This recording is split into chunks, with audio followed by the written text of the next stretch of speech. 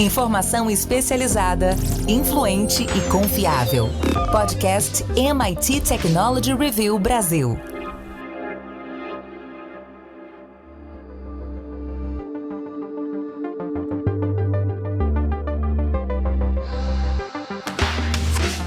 Olá, eu sou André Miceli e esse é mais um podcast da MIT Technology Review Brasil. Hoje eu, Rafael Coimbra e Carlos Aros vamos falar sobre a reinvenção do trabalho.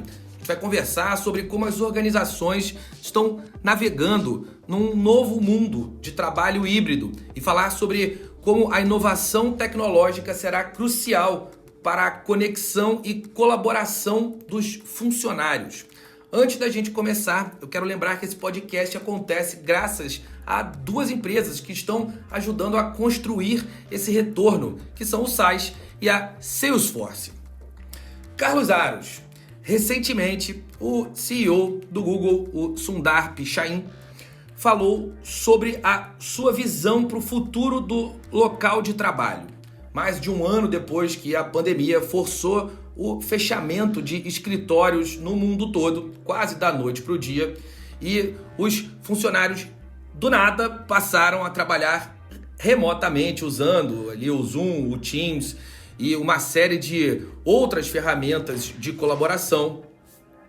Ele falou que o futuro do trabalho é a flexibilidade. Esse foi o termo utilizado para descrever o futuro do trabalho e acrescentou que o Google estava pensando em como fazer as suas equipes colaborarem de maneira eficaz nesse modelo Work Anywhere.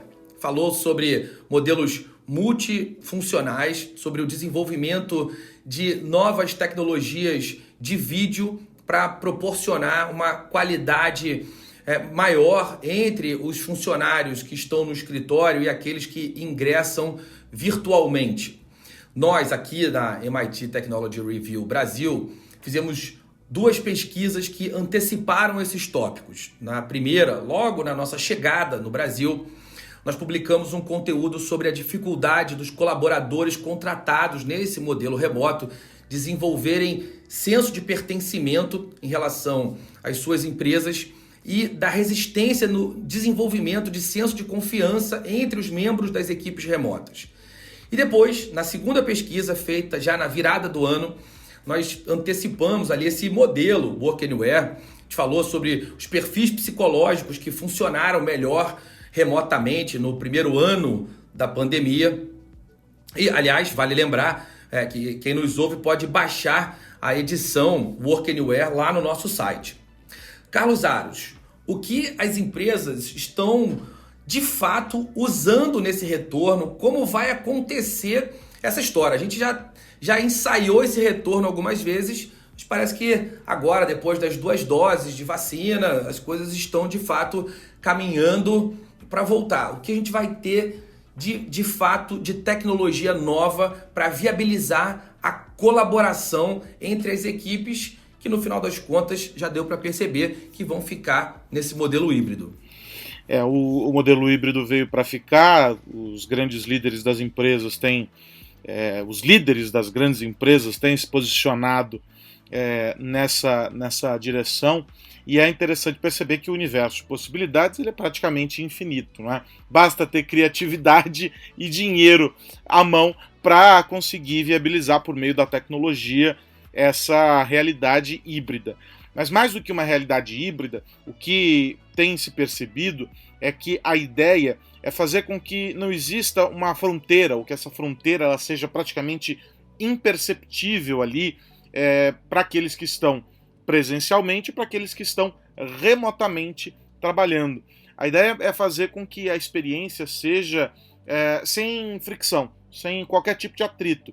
Então, quem vai estar conectado numa reunião, por exemplo, online, a partir de casa ou de qualquer outro lugar, vai entrar em uma sala de conferência com uma experiência imersiva, com a possibilidade de observar em 360 tudo aquilo que está acontecendo, com áudio, com uma experiência que faça com que você esteja longe, porém se sentindo dentro daquela sala de reunião. Várias empresas têm trabalhado para criar essa experiência, uma espécie de sala de Zoom 4.0. O próprio Zoom tem trabalhado e investido para garantir que essa experiência seja melhor, mas o grande ponto é que todas essas tecnologias que vêm sendo desenvolvidas e que vêm sendo aplicadas pelas empresas, algumas delas, é bem verdade, ainda de maneira bastante incipiente, porque é bom lembrar que parece muito tempo, mas nós estamos falando de um período aí de 1 ano e meio de adaptação das empresas para esse modelo, adaptação das pessoas para uma reorganização familiar. Você mencionou as pesquisas e o trabalho que a Technology Review fez e que a gente conseguiu mapear esse sentimento das pessoas. Então tudo isso está acontecendo de maneira de forma muito recente, tudo ainda muito no calor do momento. Ainda será preciso testar o impacto disso para essa relação das pessoas. O fato é que ninguém aguenta mais uma reunião, e de modo que fazer essa reunião se tornar uma experiência mais real, menos fria por meio da tela, é o grande objetivo das pessoas. Não só para as reuniões, mas para essa experiência no contato, no dia a dia entre as pessoas. Porque o home office é bom, mas ele cria também uma sensação de isolamento. E é isso que a tecnologia, de alguma maneira, quer romper. Bom, vou botar o Rafa na história. Rafa, como a gente antecipou que aconteceria, a maioria das empresas está adotando uma abordagem híbrida. A Accenture publicou um estudo chamado O Futuro do Trabalho, de 2021, onde eles entrevistaram 9 mil profissionais em todo o mundo e disseram que a grande maioria das pessoas, 83%, essas pessoas disseram que um modelo híbrido seria ideal para uma força de trabalho produtiva e saudável. Esses foram os termos da pesquisa. Minha pergunta para você, Rafael Coimbra: a colaboração e o aprendizado corporativo mudaram para sempre? Mudaram para sempre, André, mas eu posso garantir que a gente está só no começo dessa mudança. O que houve foi um choque, uma ruptura muito grande para várias empresas. Essa flexibilidade, esse trabalho híbrido, ele já é dado como um futuro garantido. A questão agora é como aprimorar. Então, é passado, não tem mais discussão. Trabalho remoto, trabalho híbrido, flexibilidade, esses termos vieram para ficar e já ficaram. Mas o que a gente observou nesse grande experimento mundial social, envolvendo tecnologias e trabalho à distância, foi que teve ganho, mas também surgiram efeitos colaterais. E esses efeitos colaterais, que a gente não tinha como prever em larga escala, começaram a ser mapeados, e a ideia agora é juntar o melhor dos dois mundos, do físico e do digital. O que a gente começa a observar do ponto de vista tecnológico é carregar essa experiência que o Aro estava descrevendo aqui do mundo físico para o ambiente digital. Porque se a gente for parar para analisar, olhar para a nossa cara no Zoom, primeiro que eu acho estranho, né? Em nenhuma reunião a gente se olhava. Outro dia eu estava lendo um artigo desse estranhamento. Muita gente se perde na reunião porque fica se olhando na tela do Zoom. A gente também, numa reunião presencial, não fica com todo mundo na nossa frente. A gente está geralmente rodeado, cercado. Tem um ambiente espacial 3D que não é representado hoje numa videoconferência que a gente tem usado. Logo, qual é a ideia? A ideia é criar esse ambiente imersivo. As tecnologias podem ser desde áudio espacial. Então, já existem tecnologias em que, se uma pessoa da esquerda falar com você, você vai ver mais pela esquerda. E a mesma coisa da direita. Existe áudio espacial muito bom que cria essa sensação de imersão. Mas se a gente puder também trazer a imagem, já existem empresas, para falar de tecnologia, fazendo como se fosse ali uma arena. Então, se você está no escritório, em vez de ficar numa tela de Zoom frente a frente, você estaria ali rodeado de telas, pode ser de repente até uma tela curva, a gente já tem tecnologia para isso também, em que a gente estaria conversando, quem está presencial com quem está remoto, como se fosse mesmo uma reunião em que estivéssemos todos no mesmo lugar. Para usar um termo aqui, vou tentar falar uma palavra difícil, resumindo um pouco do que o Ares falou, que é a interoperabilidade. Que é essa coisa, não importa se você está em casa, ou se você está na praia, ou se você está no escritório, a sensação é de estarmos todos no mesmo lugar. E aí tem um componente interessante que, também dentro dessas lacunas, a gente começou a sentir falta de engajamento. aquela cola social que só existe quando estamos todos juntos, já que somos uma espécie social. E aí vem uma outra tecnologia que pode nos ajudar, que são jogos.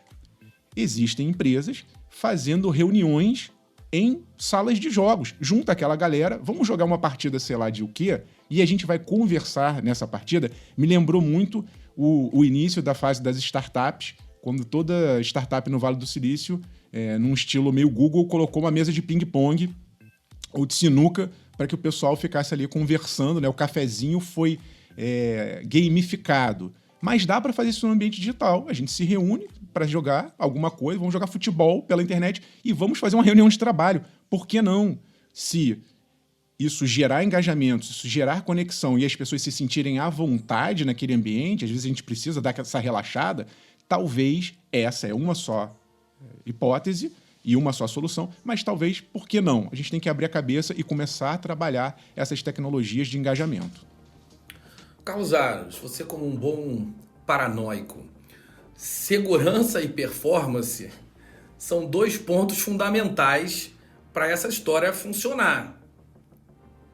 Está todo mundo conectado, cada conexão nova é uma portinha de entrada para uma pessoa mal intencionada investigar, entrar, enfim, poder ali exercitar sua criminalidade. Como você vê esses 2 assuntos, não só no mundo, mas especialmente aqui no Brasil? Como você percebe as empresas brasileiras preparadas para lidar com segurança e também com a performance necessária para viabilizar reuniões e estruturas de colaboração sofisticadas a esse ponto? Bom, tem uma questão que é comum aí para as empresas, e aí dá para a gente colocar empresas do mundo todo, não só as empresas brasileiras, para não parecer que a gente está dizendo que aqui somos piores do que lá, mas é que quando essa virada forçada aí do início da pandemia aconteceu, ninguém estava preparado. Sejamos honestos, né? Ninguém estava preparado para, na dimensão em que se precisou viabilizar a segurança, criar redes seguras, proteger ponto a ponto todas as conexões, criar cartilhas de segurança para os colaboradores. Ou seja, foi aquela velha história do vai como dá, né? Segura na mão de Deus e vai. E ao longo do processo, o time de TI, as equipes de segurança, toda a turma começou a trabalhar para colocar em escala aquilo que já era praticado dentro ali dos muros da empresa. Foi um trabalho longo, um trabalho que não está terminado, né? Mas no começo eu ouvia de profissionais da TI, a turma que trabalha na linha de frente nas empresas, e os caras falavam para mim: Aros, tem funcionário que está fazendo reunião no notebook do filho. E eu ficava pensando que sites o filho acessa, né? E que planilhas estão abertas dentro daquele computador. Então, essa era aquela realidade. Agora, o que as empresas estão fazendo e o que a gente observa com o trabalho que vem sendo feito, por exemplo, pelo Facebook, pelo Google, a própria Microsoft com as plataformas dela, é a de fortalecer o ecossistema que já existia, que estava aplicado para o ambiente das empresas, para que ele possa ser utilizado em outras frentes. Então, a interface foi melhorada, as camadas de segurança foram potencializadas. Isso foram só sobre software. Agora, sobre conexões, esse é um desafio para as empresas, né? Os computadores foram trocados, como é que está a rede daquele colaborador? Mas esse é um risco que vai existir sempre.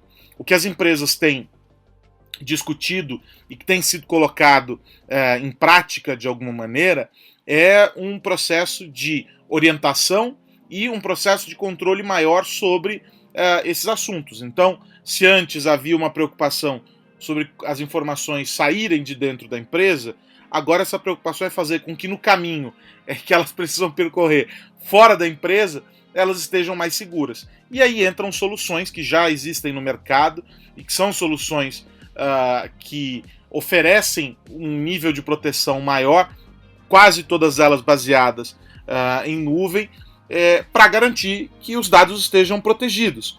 Agora, não dá para a gente dizer que essa proteção é 100%, não dá para a gente dizer que essa experiência, ainda mais, por mais que se busque eliminar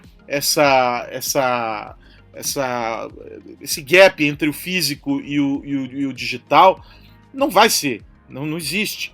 Nada substitui a experiência presencial, tá ali olho no olho, cara a cara, e com a segurança esse processo ele se repete. Ou seja, vai ser necessário desenvolver ferramentas para garantir que as pessoas estejam trabalhando num ambiente seguro, mas nada será igual àquilo que a empresa consegue garantir dentro de 4 paredes, dentro de um ambiente fechado e controlado, com pressão e temperatura controladas. Agora, André Miceli, se isso é paranoia, aí só o tempo dirá.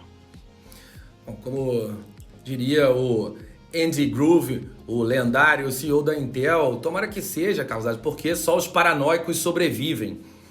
Bom, Rafa, voltando ali ao assunto das reuniões, 3 semanas atrás, o Mark Zuckerberg ele estava conversando com a apresentadora Gayle King no programa de televisão CBS This Morning, e ao invés de estar ali sentado no estúdio ou de usar um aplicativo de videoconferência, eles estavam usando um dispositivo de realidade virtual. Estava falando ali das reuniões em salas que têm características espaciais, tridimensionais, soluções que usam som com ambientação também em 3D, tem mais elementos para serem inseridos nas conversas corporativas a partir de agora. Dá para esperar aumento de produtividade em função desses recursos tecnológicos?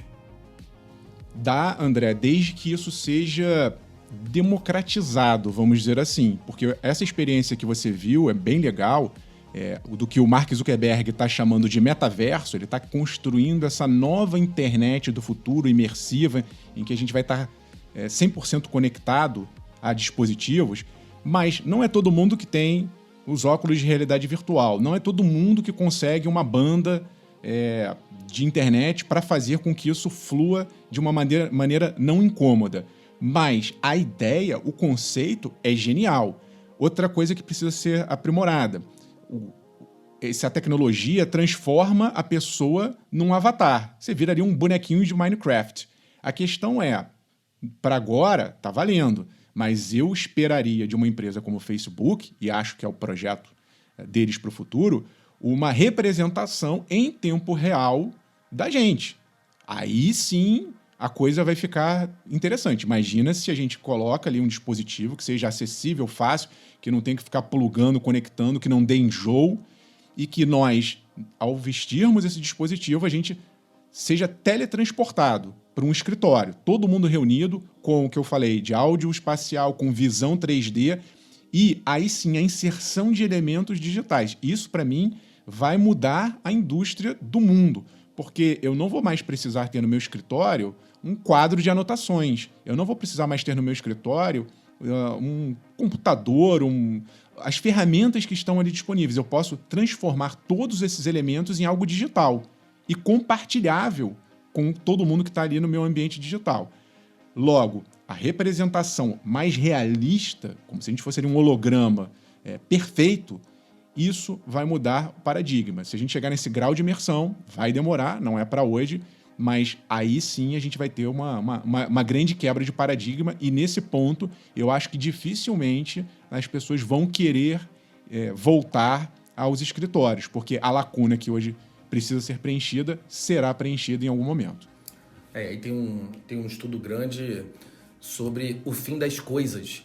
Num ambiente desse, o metaverso, onde a digitalização de tudo é possível e a imersão se torna algo absolutamente real, e essa divisão entre a realidade e a ficção fica mais difícil de ser percebida, a nossa relação com a tangibilização também muda.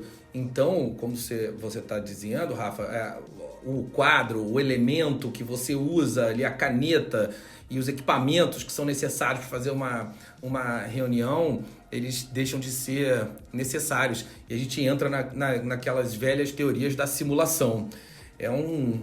Nesses tempos em que Matrix vai ser relançado, a gente tem um belo tema para novos podcasts, meus amigos. Mas, infelizmente, a hora de virar a chave chegou. Esse é um assunto que particularmente me fascina. Vamos ter que usar novos programas para debatê-lo. O que mais você precisa saber? Carlos Aros, qual a dica da semana? A dica da semana é dividir com vocês uma dúvida que eu tenho. Não sei se gosto da ideia dos óculos inteligentes, não sei o quanto isso vai piorar a nossa vida ou vai melhorar a nossa vida. O fato é que parece que depois de algumas tentativas, alguns ensaios, alguns projetos muito mal feitos, vamos dizer que era tosco, na verdade. Algumas das coisas que a gente acabou vendo era tudo muito estranho, na verdade.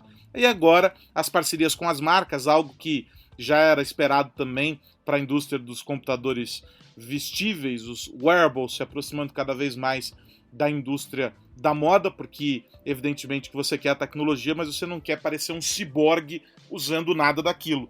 Então, se aproximar da indústria do luxo, das marcas que já fazem produtos bem acabados e que são objetos de consumo, seria o caminho natural para essa indústria. E aí o Facebook resolveu que chegou o momento de apresentar os primeiros óculos inteligentes, não é? A ideia é oferecer uma experiência de realidade aumentada, criar um novo universo para os usuários, uma linha de óculos que começa a ser vendida a partir aí dos $300, uma parceria com o Ray-Ban e que vai fazer com que as pessoas possam ouvir música, atender ligações, tirar foto, fazer vídeos e compartilhar tudo isso nos serviços do Facebook usando um aplicativo complementar, ou seja, o óculos ainda não se resolve nele mesmo. O Facebook tem investido muitos milhões nessa linha, especialmente dentro do projeto lá do óculos e toda aquela questão envolvendo realidade aumentada e virtual. O Facebook tem objetivos muito claros com isso e já mostrou que esse é o caminho, essa é a próxima fronteira. Nós, inclusive, já discutimos isso há algum tempo atrás aqui, e agora eles querem levar ao mercado esses óculos e fazer com que sejam objetos de interesse máximo das pessoas. Vão contar, claro, com uma competição óbvia. A Snap, que lançou um óculos de realidade aumentada nesse ano, mas não está disponível comercialmente, eles distribuíram aí para alguns influenciadores. O Google tem o projeto dele, Microsoft, a Apple tem um projeto, inclusive, com aqueles vazamentos que a gente não sabe se são vazamentos ou se foram vazados ou se foi simplesmente uma publicação espontânea de projetos. A própria Amazon, ou seja, há uma série de empresas se movimentando, o que indica que nós seremos envolvidos por esses óculos. Eu tenho as minhas dúvidas, não sei o quanto eu me adaptaria, e não sei o quanto é positivo o momento em que a gente fala cada vez mais sobre o cuidado com esse mergulho profundo nos dispositivos. Eu queria ouvir vocês a respeito. Tô aí, fora. Rafa? Eu dei uma olhada, acho que é um tosco melhorado. Né, colocar ali... Tudo bem, ele é mais leve, ele é mais... Né, antigamente esses óculos eram mais trambolhões, porque você tinha que colocar muita tecnologia embarcada ali. Agora, com o minimalismo, ficou esteticamente muito próximo, né, dos óculos tradicionais, incluindo uma grande marca, né, do setor, mas eu não vou ter um troço desse para ficar fotografando, filmando. Acho que isso vai atingir um nicho muito específico de pessoas que querem o dia inteiro ficar postando conteúdo nas redes sociais, mas para a maior parte das pessoas não tem tanta utilidade. Ainda não chegamos naquele conceito original do Google Glass, em que, sim, a gente teria ali uma internet poderosa diante dos nossos olhos, de uma forma esteticamente agradável. Falta ainda chegar lá, mas desejo aí boa sorte para quem usar. Só que se tiver na minha frente com esses óculos, eu sairei da frente porque eu não quero ser o tempo inteiro filmado e fotografado por alguém que eu não conheço. Tem uma questão de privacidade, de realidade aumentada, tem um desdobramento importante para ser discutido ainda também. Acho que ainda estamos no início dessa estrada. Obrigado. Bom, eu não tô sozinho, então. Não tá não, Carlos Aros. Sinta-se abraçado. Rafa, e aí? Dica da semana, meu amigo. Tô de olho na Batalha das TVs, André. Essa semana vai ter evento tradicional da Apple. Vai que surge uma TV, há muito tempo se fala nisso, mas quem já se antecipou e já concretizou esse plano é a Amazon. A Amazon decidiu lançar agora uma linha de TVs inteligentes. Diga-se de passagem, aqui no Brasil, os números mostram que cresceu absurdamente o número de pessoas que consomem internet pelas Smart TVs. As Smart TVs estão ficando cada vez melhores, mais poderosas, viraram supercomputadores. A Amazon se tocou disso e, obviamente, além dessa funcionalidade, ela entendeu que aquilo ali é bom para o ecossistema dela, então ela está lançando TVs inteligentes com a Alexa embarcada. Logo, você não vai mais precisar de controle remoto, vai ser tudo conversado com a TV, isso já traz ali uma fidelidade dos consumidores para esse ecossistema Amazon, você vai poder conversar e eventualmente comprar, tem a questão da análise de dados também que vai ser trabalhada ali, mas tem um recurso que eu achei muito interessante, que pode ser bom ou ruim. Essas TVs, alguns modelos vão permitir a conexão de uma webcam. A ideia da Amazon é fazer com que você possa, por exemplo, participar de uma reunião que a gente estava conversando há pouco pela TV. Você está lá, plugou, estou assistindo uma série e de repente eu preciso fazer uma videoconferência. Eu já faço ali pela TV mesmo. Só que tem um detalhe. Ela permite, inclusive, que seja feita essa videoconferência com picture-in-picture.